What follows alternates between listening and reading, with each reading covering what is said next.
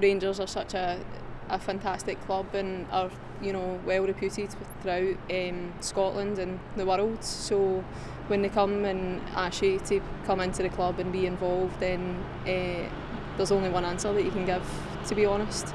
And it's a real privilege to be here. Tell us a little bit about your background, because I think you've come from Glasgow City, haven't you? Yeah, I was head of youth at Glasgow City. I played until I was about 26, a previous Scottish internationalist, and played for a number of clubs.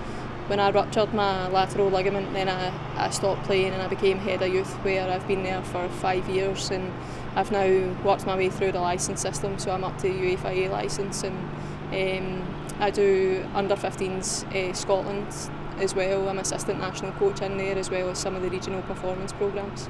So because of your background in youth football especially, is that somewhere you want to build this team on maybe? Yeah, I think that was one of the huge draws coming into the club. They've got some fantastic youth players, not just at the first team at the moment, but all the way throughout the academy. And I think the key for all the players now is to work really, really hard to be able to develop, and then hopefully more windows of opportunity will open for them as well. What are your aims when you're coming in? Like, what kind of aims have you set yourself? Have you set the team? I think the first one is probably just containment of expectation. It is a really, really young squad. We will work with the team to set their goals and their expectations, both as a squad and individually. I think that if we can finish top 5, that would be an achievement this season, but it's really just a building block for next season, and to be able to figure out, you know, how far we can push, and that's going to take time, and you know, it's going to take time to get an understanding of the players and the club, because it's so big, there's so many people, you know, so no, it's a really exciting time. Are you hoping to bring players in? Yeah, I think we need to recruit to strengthen.